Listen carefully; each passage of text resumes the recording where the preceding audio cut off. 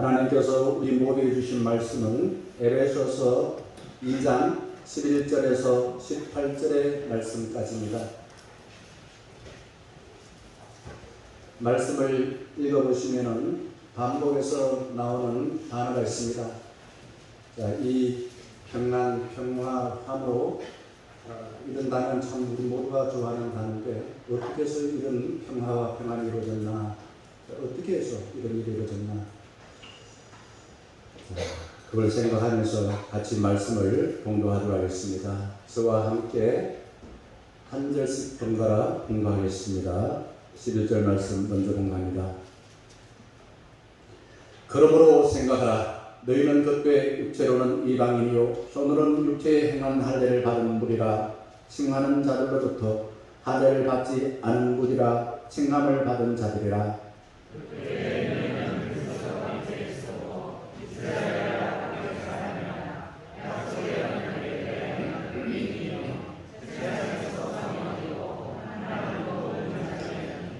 이제는 전에 멀리 있던 너희가 그리스도 예수 안에서 그리스도의 피로 가까워졌느니라.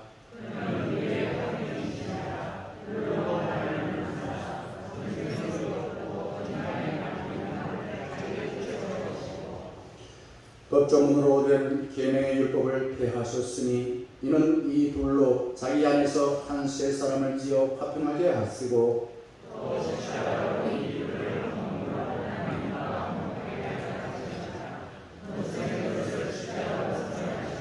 또 오셔서 먼 데 있는 너희에게 평안을 전하시고 가까운 데 있는 자들에게 평안을 전하셨으니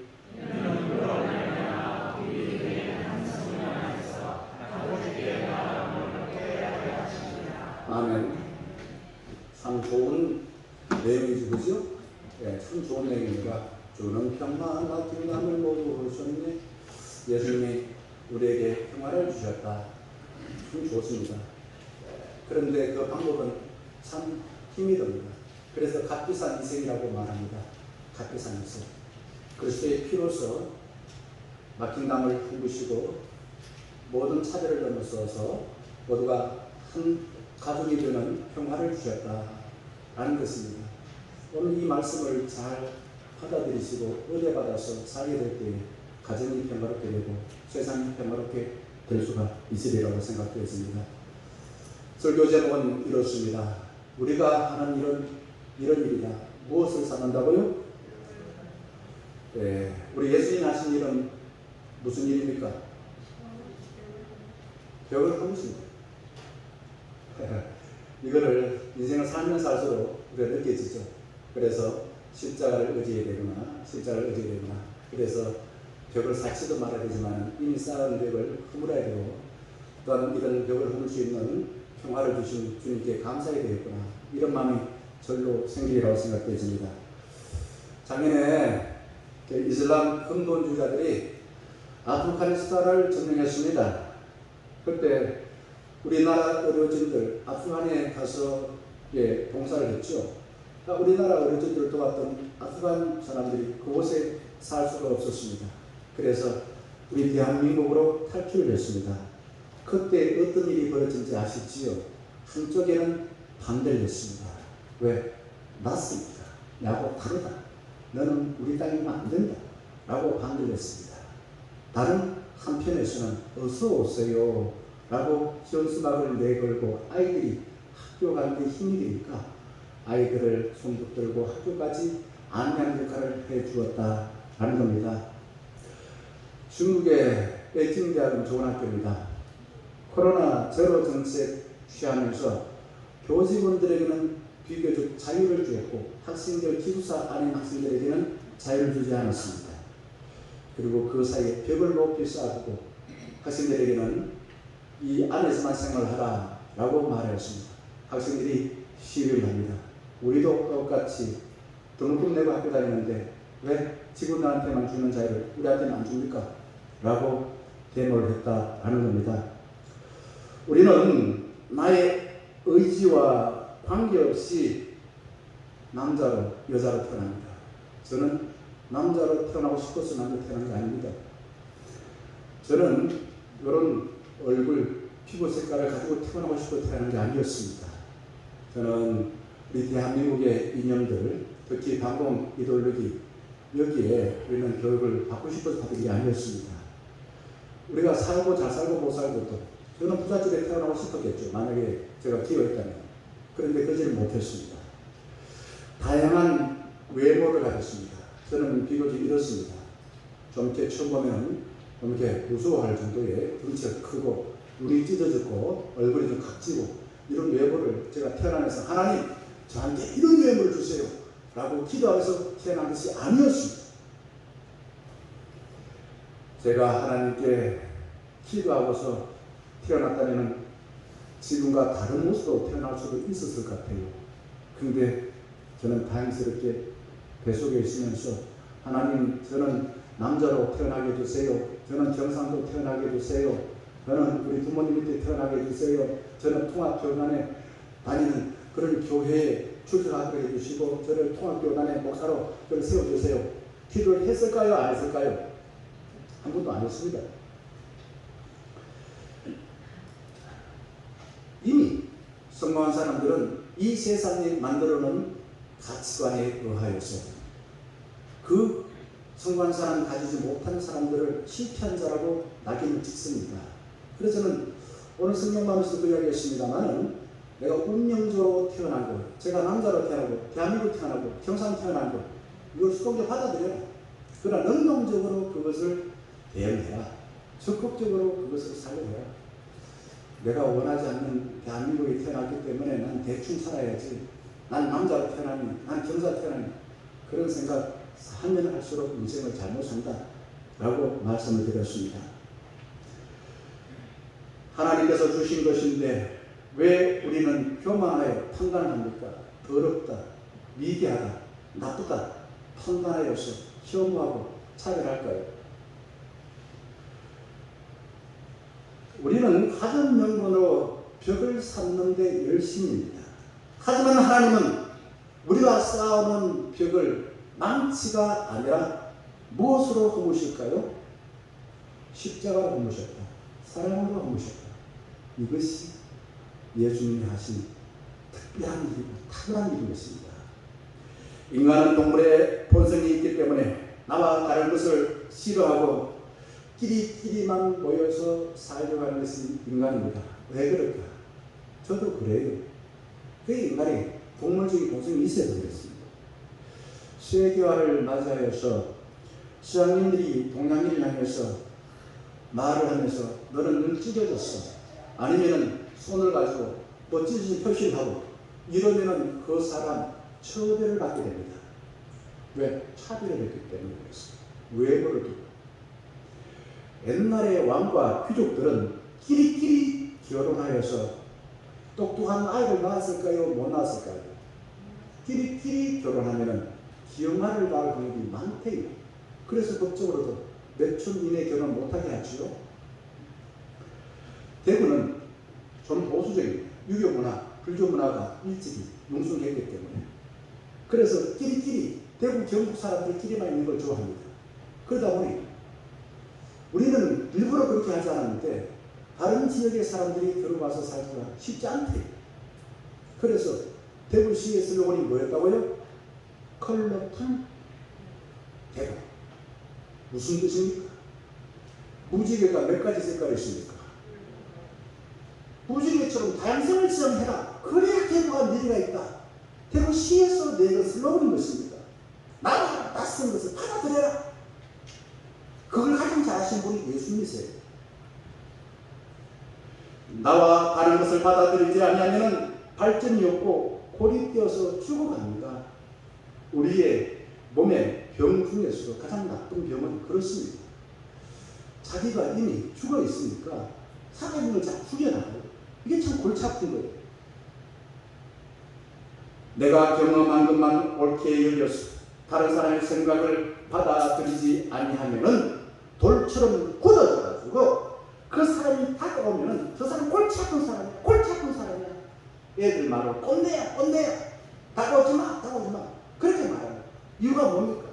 자기 생각만 옳고 다른 사람 생각을 받아들이지 않아서 그렇습니다. 거룩하신 예수님은 수준 차이가 나는 세리와 죄인들의 친구가 되어주셨습니다. 예수님은 사람들한테 저 사람은 먹고야 먹고 만나치면 그냥 저렇게 가난한 사람들하고 올려 먹고 말이야. 그리고 평자들 세리들하고 만나 올게 놀았어. 그래서 세리와 죄인들의 친구라는 별명을 받게 되었습니다. 저도 그런 별명을 가지면 좋겠다라는 바람을 가져봤습니다. 죄인과 세리들의 친구. 지 혼자 잘 먹고 잘 살고 그런 별명이 아니라 거룩하신 예수님 수준 차이 나는 사람과 어울리는데 너무너무 열심히 했습니다. 생명의 원리는 바로 이렇습니다. 이미 익숙한 것은 비우고 낯선 것을 받아들입니다. 왜 물이 고인 물은 썩는다고 이야기합니까? 물이 흘러들어올 때는 좋았어. 그리고 시간이 지나니까 이 고인 물이 썩었어. 그런데 안 되고 욕심 많았어. 안 돼버리고요. 신앙의 원리는 그렇습니다. 우리 허물과 죄를 주님 앞에 내보내야 됩니다. 고백하는 겁니다. 참여해야 됩니다. 그리고 주님께서 우리에게 말씀하시면 받아들여야 됩니다. 그걸 받아들이고 살아가야 돼요. 비우고 채우고 비우고 채우고 비우고 채우고 그래야 건강하게 살립니다. 그래야 생각은 늙지 않냐고 계속 젊은 사람처럼 그렇게 유연성을 가지고 살아갈 수 있는 것입니다. 학생이 선생님이 가르치는 것 내가 다 알고 있어요. 얘기하는 경우는 빨리 끝내줘요. 그런다면 그 학생 지식이 자라날까요? 안 자라날까요? 교회든 가정이든 부흥하는 것은요, 낯선 말씀 받아들여서 낯선 사람들에게 내가 이미 자리 차지하고 있던 여기 앉으세요 라고 하는 교회와 가정이 가정은 평화롭고 교회는 부흥합니다. 예수님은 당시 상황에서는 도저히 상상할 수 없는 일을 많이 했습니다. 유대인과 이방인 상종할 수 있었을까요? 없었을까요? 없었습니다. 남자와 여자 말을 걸으면 됩니까? 안 됩니까? 안 되었습니다. 그런데 예수님은 위험하게도 사마리아라는 이방 지역에 거기에 우물가에서 만난 여인에게 말을 건넵니다. 물 한 모금 주세요. 내가 목마릅니다. 요즘 말로 말하면 죄인이 됩니다. 유대인들은 사마리아 사람들을 이교도들과 피와 문화와 종교를 섞은 우상 숭배자, 위선자라고 시험하고 차별을 했어요. 그런데 예수님은 그 주류 세력들의 비난을 무릅쓰고 인간을 만들어놓은 인종이나 정치나 종교의 편견의 그 벽을 허물고 화해하기 위해서 자기 욕모도 괜찮아. 나는 뭐 죄인과 세계 친구 괜찮아. 왜? 나는 그 일을 위해서 이 땅에 태어났으니까. 그렇게 열심히 화해하는 일을 감당하셨던 것입니다. 성경을 통해서 보게 되면 사도행전 10장에 이 아주 유명한 사건이 나와요. 이 사건은 어마어마한 사건입니다. 이방인 지역에 복음을 전가할 수 있는 획기적인 사건이 맞습니다. 유대인 베드로가 이방인 고넬료 집에 방문하는 일이었습니다. 유대인은 하나님께서 자신만을 선택하여서 특별한 권리를 주었다라고 오월하시기 대단했습니다. 그리고 이방인들을 향해서는 하찮은 짐승 취급을 했습니다. 예전에 우리도 이런 경험을 했죠. 저도 초등학교 갈 때 얼굴이 하얀 좀 이렇게 생김새가 코도 그냥 우뚝하고 눈이 다 탱글하고 이래 보면은 뒤에서는 다 튀기다. 그래서 애들은 그냥 은근히 따돌립니다. 유대인들이 더럽다고 여긴 고넬료가 더럽지 않았어요. 하나님을 경외했습니다. 가난한 사람들에게 부자를 좋아했습니다. 하루는 이 고넬료가 하나님께 기도하고 있는데 하나님께서 요바에 있는 베드로를 초청하여서 말씀을 듣고 베드로와 교제하라는 음성을 들려주었습니다. 역시 베드로도 요바에서 기도하고 있는데 환상 가운데 그래서 당긴 발로 땅을 기어다니는 부정한 짐승을 먹어라.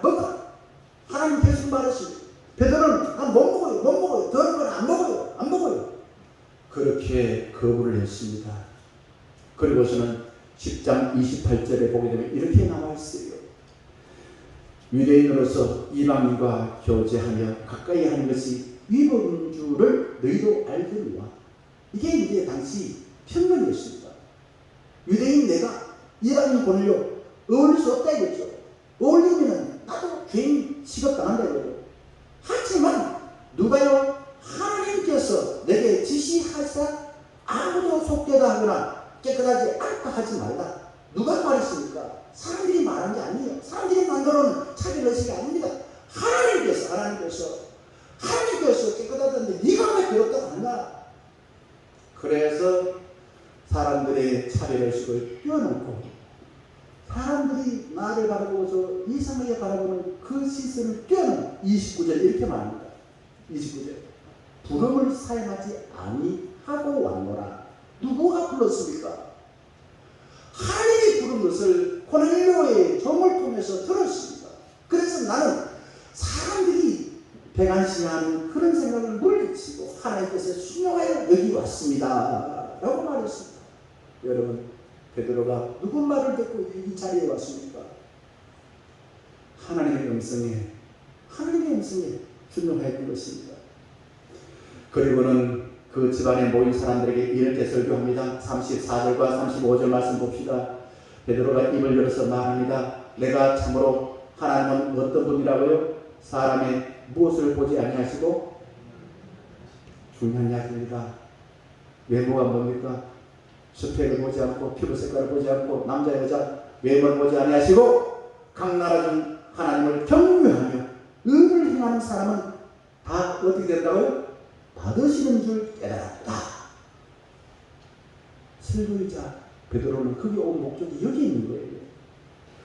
유대인들은요, 자기가 만드는 이 세 가지만 지키면 다 거룩하시는 거, 할례를 받는 거, 안식일 지키는 거, 그리고 음식 중에서 먹어야 될 거, 먹지 말아야 될 거, 이 세 가지만 지키면 거룩한 사람이고, 그게 안 지킨 사람은 다 짐승과 똑같은 사람이야, 더러운 사람이야, 이렇게 취급을 했습니다. 근데 우리가 바울이 썼다고 말하는 13권의 서신을 보게 되면은 대체로 어떤 문제를 가지고 갈등하다 봐야 할까요? 똑같이 예수 믿는 사람인데 유대인들이 지켜야 될 율법과 이 할례인들이 지켜왔던 그 전통이 달랐어요. 같이 교회 다니는데 유대인들이 보고 할례 안 받았다고 자꾸 이렇게 이방인들 향해서 욕을 하는 거예요. 그 이 할례 받은 안 받은 이 지금 헬라파 이방인들은 그게 기죽죠. 둘이 막 싸웁니다. 그러다가 화해하는 일, 바로 오늘 그 말씀이 나온 거예요. 그리고 이 문제를 두고서 회의를 한 것이 사도행전 15장입니다. 예루살렘 회의입니다. 어떤 결정을 내렸나 하면은 15장 20절에 이렇게 말합니다. 이것만 없으면 아까다 우리 기독교인이다 그랬죠. 이것만 안 하면 네 가지입니다. 우상의 더러운 것, 그 다음에 음행, 그 다음 목매어 죽인 것, 피를 멀게 하는 것. 이 네 가지를 안 하면 이게 인종이 뭐 유대인이고 이방인이고 남자고 여자고 뭐 주인이고 종이고 그거 다 필요 없어. 쓸데없어. 다 우리는 막하다 하나님의 가족이야. 이렇게 회의에서 결정을 했기 때문에 이 회의 결정 결과로 이방인 지역에도 복음이 전파되어졌다라는 겁니다. 그런데 우리는 여전히 이 회의를 기억을 하지 못해서 그럴까요? 나와 다른 낯선 사람들을 쟤들은 피부 색깔이 그래, 쟤는 키가 어때, 쟤는 남자야 여자야, 쟤는 뭐 직업이 뭐 어때, 그러면서 자꾸만 차별하여서 나 자신을 그냥 대단한 사람처럼 죽게 씌웁니다. 결혼할 때도 그렇습니다. 교회 세 가지고 왔을 때 어떤 눈으로 바라봅니까? 교회 직분자를 뽑을 때 어떤 사람 뽑아줍니까? 국가 지도자를 선택할 때 어떤 사람을 선택합니까? 우리 집안 사람 뽑아야 돼. 우리 학교 출신 뽑아야 돼. 우리 가족 성씨가 가진 사람 뽑아줘야 돼. 나와 다른 사람들은 나시고 나쁜 사람이야. 저래서 뽑으면 안 돼. 우리는 여전히 그렇게 생각이 많습니다. 하지만 11절 말씀에 말씀 이렇게 시작합니다. 개성령으로 그러므로 한번 띄워주실래요? 11절 말씀 그러므로 생각하라. 그러므로 생각하라. 자, 그런데 이 생각하라 라는 것을 톰 화이트라는 신학자는 이렇게 번역했습니다. 그러므로 이것을 기억하십시오. 기억하십시오. 무엇을 생각하고 기억하는 것입니까? 우리 인간은 기억에 의해서 살아갑니다. 지금까지 살아온 무수한 기억들이 나의 삶이 됩니다. 여러분들은 어떤 사람이라고 생각합니까? 내가 누구라고 생각하십니까? 내 기억에 의해서 나 자신의 자존감이 결정되어지고요. 내 자신의 삶이 보통 결정될 때 많습니다. 내 좋아하는 취향, 내가 좋아하는 음식, 먹고 살기 위해서 선택한 직업, 내 경험, 내 눈에 보이는 외모가 나 자신일까요? 신기하게도 우리의 뇌는 평소에는 기억되지 아니하다가도 특별한 사건이 생기면은 그동안 만나온 사람들의 말과 마음씨가 불쑥 튀어나와서 그 나쁜 말이나 나쁜 행동, 나를 지배하는 것 같아서 괴롭습니다. 괴롭습니다. 기억을 저장하는 뇌는 신비하이죠. 그래서 신앙생활도 역시 기억의 행위라고 볼 수 있습니다. 예수를 수십 년 믿고 교회의 집권자가 되었는데도 우리는 하나님이 우리에게 하신 것을 기억하고 살기보다도 그냥 내가 조상 대대로 기억해왔던 그 풍속에 따라서 살 때가 많이 있습니다. 하나님은 우리에게 기억하여 자녀들에게 부지런히 가르치라라고 자주 권면합니다. 기억하라, 기념하라, 예배하라 라는 이 세 가지는 좀 단어가 다를 뿐이지 의미상으로는 같습니다. 예수님께서는 최후 만찬을 하시고 난 뒤에 이 떡은 내 몸이다, 이 잔은 내 피다 가르치신 뒤에 뭐라고 남겼습니까? 내가 다시 올 때까지 기억날 때마다 내 피와 내 몸을 기억하여서 떡과 잔을 나누라 라고 당부했습니다. 성만찬 예식은 성육신 사건이고 하나님의 은혜를 경험하는 가장 중요한 예식입니다. 우리 교회가 하지 못한 지 오래됐습니다. 곧 해야 될 말씀을 드렸습니다. 하나님께 엎드려 경배하는 것은 하나님께만 순종하고 하나님이 기뻐하지 않고 하나님이 싫어하는 그 불의한 것을 타에다가 하겠다는 거예요. 그래서 무릎을 꿇고 주님께 비노니 라는 말은 하나님이 나의 주님이시고 전적으로 주님의 다짐을 갖겠습니다. 그리고 하나님이 싫어하는 것은 받지 않고 내 용감에 물리치겠습니다. 이런 의미가 그 속에 담겨 있는 거예요. 우리는 저절로 자동적으로 나를 중도로 삼고 쉽고 편한 것을 내 편으로 삼고 내가 좀 낯설고 불편한 것은 나쁜 것으로 생각하기 마련입니다. 왜? 인간이 자기 중심적으로 생각하는 타락한 본성이 남아있기 때문에 그렇습니다. 그래서 바울은 11절에 그러므로 생각하라, 그러므로 생각하라. 그리고는 너희는 이렇게 부릅니다. 너희가 누구일까요? 너희가 어느 교회 교인일까요? 에베소 교인들은 유대인의 관점에서 볼 때 얼마 전까지만 해도 이런 사람이었습니다. 밖에 아니다. 참 불쌍한 사람들이었습니다. 이 사람들은 모든 주류 세력에서 벗어나서 발로 닦여 사람이었습니다. 무시당해도 마땅한 사람이었습니다. 유대인 입장에 볼 때는 낯선 이 에베소 교인들은 손으로 할례를 받지 않아서 마땅히 무시당해도 싹 이렇게 생각했습니다. 유대인들은요 자기들이 손으로서 이 남자들이 그 있는 표피를 살려냈습니다. 이게 이제 할례예요.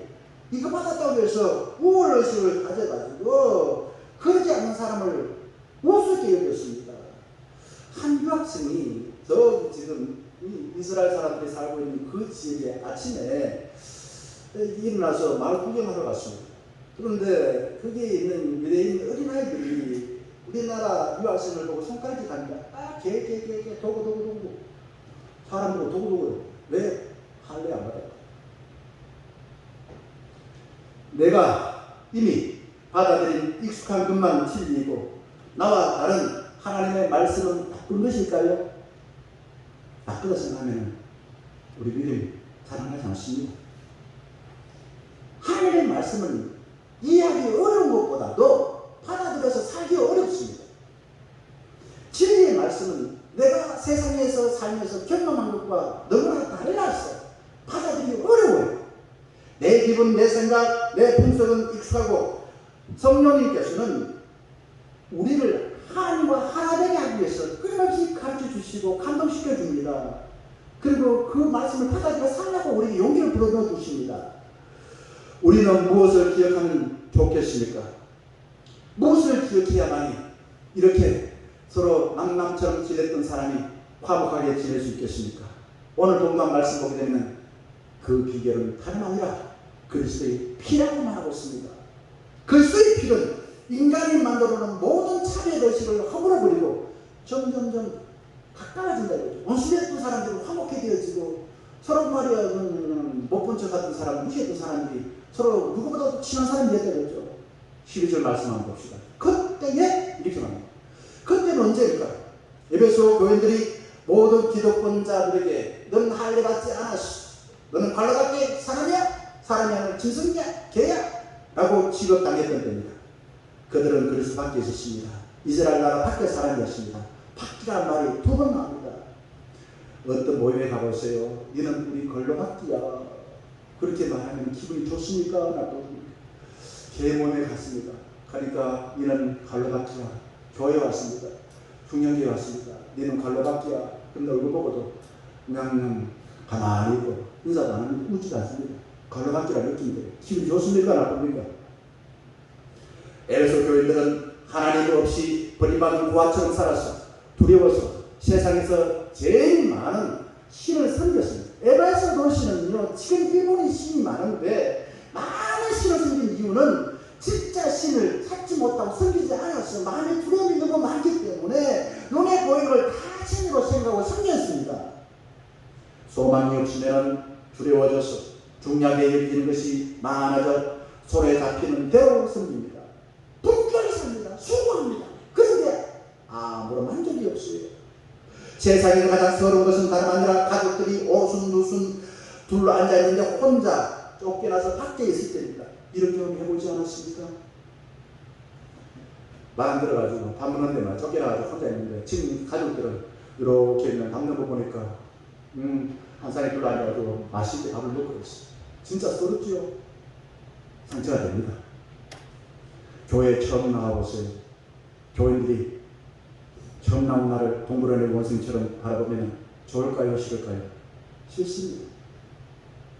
저는 낯설고 물선 이국 땅에서 복음 전하는 선교사들 그래서 존경합니다. 에베소 교인들이 복음을 알기 전에는 올챙이 시절을 입고서 힘 좀 생겼다고 나도 예수 안에서 똑같이 한 형제자매 보수님. 그런데 이 유대인들한테 뻐기는 거예요. 뻐기면서 자리를 놓고서 서로 다투는 것입니다. 벽을 얻으신 예수님은 믿는 교회를 두고서 낯선 자를 잘 받아들여 그들도 편안하게 이 자리를 차지할 수 있도록 만들어주라 라고 당부하고 있습니다. 교회에서 굴러놀이 박힌 돌을 떼낸다 라는 말을 하면 될까요? 안 될까요? 안 됩니다. 저도 굴러놀이 4년 전에 굴러놀이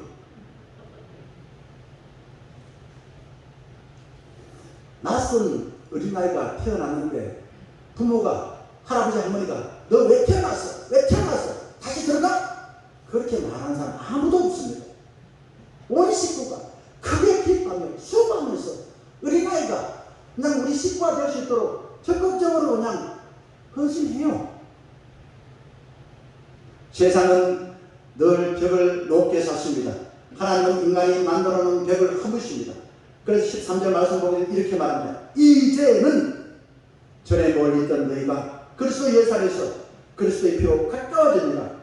그리스도 예수 안에서 그리스도의 피로서 서로 멀리하고 원수 취급했던 사람들이 세상에서 둘도 없이 가까운 사람이 되었다라는 겁니다. 그리스도의 사랑은 인간을 완전히 다른 관계로 변화시켜 버립니다. 그것을 14절에 화평, 15절에 화평, 16절에는 한몸, 또 화목, 17절에 평안, 그리고 15절에 새 사람을 만들었다. 누가 이렇게 새롭게 만들었습니까? 누가 이렇게 만들어 주었습니까? 그리스도의 피인 것입니다. 저는 아내와 한 집에 살면서 지금도 부끄러워가지고 그냥 아내가 있을 때는 얼굴을 붉히고 이러지도 않고 그냥 아주 편합니다. 아마 우리 가족 중에서 제일 편한 게 제 아내일 겁니다.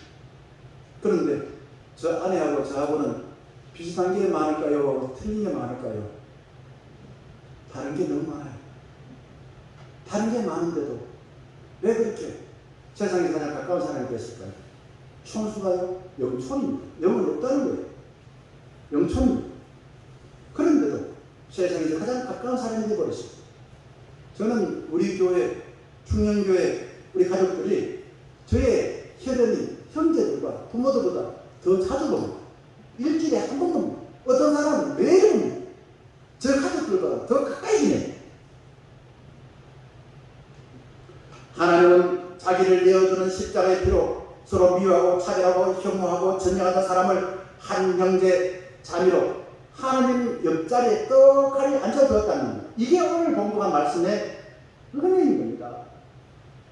그리스도의 피는 인간이 만들어둔 단단한 벽을 녹여버리는 하나님의 사랑의 영광로입니다. 녹여버립니다. 어떤 집사님이 아들이 아프리카 선교사가 있는데 미국에 손녀 결혼식에 갔다가 생전 처음 보는 미국 기독교인들에게 환대를 받았어요. 돌아와서는 자랑합니다. 목사님, 우리 손녀 누구 결혼식 갔는데요. 제가 그거 갔어요. 며칠 동안 있었는데요. 매일 그냥 밥 사주래요. 처음 봤어요. 비결이 뭘까 신기한데, 아하, 우리는 하나님을 믿구나. 예수 안에서 한 가족 됐구나. 그걸 알았어요. 이렇게 말하더라고요. 예수 그리스도 안 그리스도의 피는 인간이 만들어둔 모든 차이, 피부색, 생식기, 외모, 문화, 이념, 종교, 경제적 능력 이게 다 허물어버리고 사람으로 하나로 만들어버리는 놀라운 능력이 있는 것입니다. 우리는 이렇게 찬양합니다. 우리는 사랑의 피로 뭐라고 찬양합니까? 그 다음에 둘이가 되었습니다. 남남이 되었습니다. 우리는 사랑의 피로 하나가 되었습니다. 인상을 팍 쓰는 사람입니까? 기쁘면서 즐거워합니다. 그러면서 사람들 향해서 웃습니다. 그리스도의 피 사랑은 놀라운 하나님의 지혜와 하나님의 능력이 있습니다. 자, 한번 구체적인 예를 한번 들어볼까요? 주먹으로 자기 지갑을 채우던 조폭 길두가 그리스도의 피로 주님께 꼭 빼었어요. 그리고 자기 손 지만대로 주먹 흔들어가지고 지 호정을 채우지 않고 이제는 주님의 손에 잡혀가지고 주님의 일을 하는 목사가 되었어요. 변화된 이유가 어디 있습니까? 그리스도의 피예요. 자, 또 하나, 저기 금산교회, 전주옆에 하면 금산교회가 있는데 거기에 교회의 시초가 바로 조덕산이라는 분에 의해서 교회가 시작됐습니다. 그런데 그 종무슨이었던 이자기라는 사람이 교회 전도를 했습니다. 잘못 투표를 하게 됐습니다. 투표를 하자 누가 먼저 됐다고요? 누가 먼저 됐을 것 같아요? 조덕산 씨가 먼저 됐을 것 같아요? 아닙니다. 머선이었던 이자희 씨가 그 교회 장로가 먼저 됐어요. 그러고 난 뒤에 이 주인이었던 조덕산 씨는 머선이었던 이자희 씨를 목사로서 자기 교회 초빙하기 위해서 평양신학교에 보냈어요. 그리고 자기 교회 담임 목사를 청빙했어요. 그리고 이자희 목사는 나중에 베드신학교의 총장이 되었어요.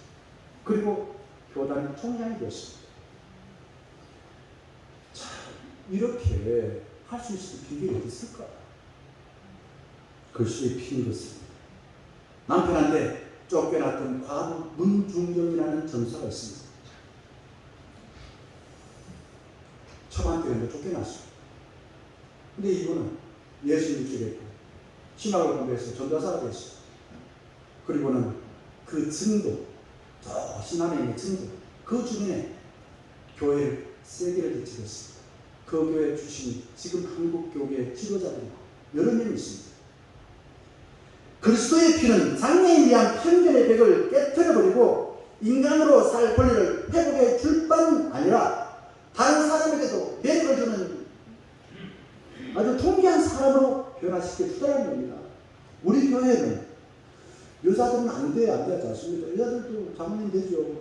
기도하시는 부장님, 여자분 아닙니까? 우리 교회도 여자분 목사 안수 허락을 했습니다.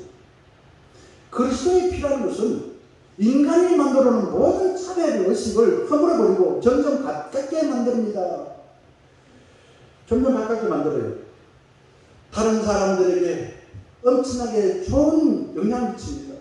교회는 분단으로 인하여서 땅과 북이 갈라졌음에 불구하고 저 불쌍한 북한 사람에게도 먹고 살 수 있는 권리가 있다. 그래서 물자를 나눠줍니다. 그리고 복음을 전하려고 합니다. 그리스도의 피는 인간이 만드는 어떤 적도 다 허물어 버리고 점점 가까워져 화평하고 함께 손을 잡고 주의 나라를 위하여 같이 일하자고 이야기합니다. 그리스도의 피는 엄청난 힘이 있어서 어떤 사람도 살려냅니다. 그리고 하나님이 보내주신 땅에서 선한 영향력을 발휘하도록 인도해 준 겁니다. 에베소 교인들은 그리스도 안에 있지 않을 때는 소망이 없었습니다.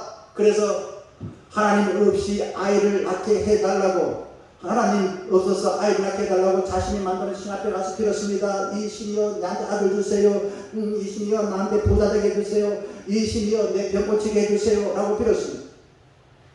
너무 두려움이 많다 보니 빌심이 많아서 주어진 그 물질을 그 시간만 나면 그한테 가서 빌었습니다.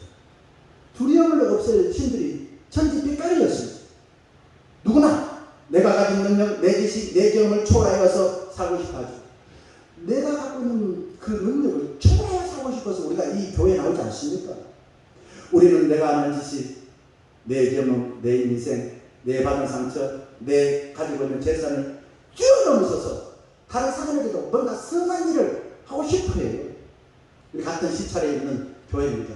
3주 전에 목사님 오셔서 이렇게 이야기합니다. 그 교회는 20년 전에 시내에서 개척한 교회인데 지금은 교회들이 한 130명 됩니다. 그리고 최근까지 1년에 3억씩 보조를 했습니다. 그러니 교회들이 헌금을 했을까요? 안 했을까요? 안 하죠. 그런데 설교를 하면서 사랑하는 성도 여러분, 우리도 이제 아프리카 탄자니아에 있는 사람들 오염된 물을 마시고 물이 없어서 목말라 죽고 오염된 물을 마셔서 병들어 죽어가고 있습니다. 우리도 그들에게 응답을 파줍시다. 그렇게 설교를 했습니다. 그러자 이 설교 들었던 어떤 한 교인이 폐지를 줍고 용돈을 모아서 500만 원 가져왔대요. 그리고 이 설교를 들었던 시내 어떤 교회 교인이 500만 갖고 왔대요. 그리고 자기 딸, 두 딸 있었는데 100만 원 만들어서 1200만 원을 만들어가지고 아프리카 우물 파는데 기부했다 라고 이야기합니다. 제가 그랬습니다. 제 먼 친척입니다만 형님 기적입니다 라고 말씀드렸습니다. 그리스도의 피를 믿는 우리는 얼굴을 한 번도 보지 못하고 우리와 아무런 상관없는 저 아프리카, 저 필리핀 사람들과 가까워지기 위하여서 그들에게 어떻게 합니까? 성경 헌금을 보냅니다. 기도를 합니다. 내가 가서 직접 봉사를 합니다. 성령님은 그리스도의 피가 나를 초월한 하나님의 위대한 지혜와 능력이 있는 것을 믿는 사람은 하늘 소망을 품고 나와 다른 사람들이 하는 일이지만 주의 일이라면 함께 손을 잡고 작은 것이라도 나누고 싶은 마음이 자꾸만 생기는 것이에요. 그리스도의 피 우리 마음에 들어올 때 예수님의 생명, 예수님의 정신 우리를 지배하였어. 멀어졌던 사람들 점점 가까워집니다. 그리고 아무런 거리낌 없이 평화롭게 지낼 수 있습니다. 예수님의 십자가 사랑은 인간이 만들어놓은 모든 차별을 다 깨부수고 한 가족으로 만들어줍니다. 그리고 17절 마지막 이렇게 당부합니다. 너희에게 평안을 전하고 에베소 교인들이 평안을 전하고 가까운 자에게 평안을 전하셨습니다. 라고 합니다. 평안을 전합니다. 우리나라 초등학생 중에서 호녀라가 있었습니다. 호녀라라는 이유로 지금도 좀 차별받았대요. 그래서 수업 시간에 선생님이 그 학생에게 평화가 무엇이냐라고 물어봤습니다. 그러자 그는 자기가 경험한 그 상처를 초월하여서 이렇게 말했습니다. 우리 학교에 6학년 우리 반 누구누구를 용서하는 것입니다. 자기의 상처를 준 그 학생에게 용서하는 것이 평화입니다. 라고 말한 거예요. 이 학생은 누가 그렇게 그에게 가르쳐 줬을까요? 그리스도의 피로 자신이 경험한 세계를 초월한 하나님의 나라의 은총, 평화롭게 되는 것을 듣고 경험했을 것입니다. 우리의 가슴은 어떤 사람이 미워서 죽이고 싶은 원수가 있습니까? 어떻게 하면 좋습니까? 그냥 두면 평생 비워서 틈만 나면 높은 담을 쌓고 틈만 나면 그를 보복하려고 하고 틈만 나면 여러 가지 돈을 들여서 무기를 사가지고 전쟁을 하고 싶어 할 것입니다. 사랑하는 충명하정 여러분, 예수님이 값비싼 희생을 치른 십자가의 피로 허물어버리신 벽을 다시 삼는 어리석은 우리의 삶을 멈추시기 바랍니다. 이제부터 갈라진 벽을 허물고 가정과 교회, 일터 사회에서 만나는 사람을 사랑하시고 배려하시고 따뜻하게 대하셔 하나님 나라의 그 기쁨을 마음껏 누리시길 주의 이름으로 간절히 축원합니다.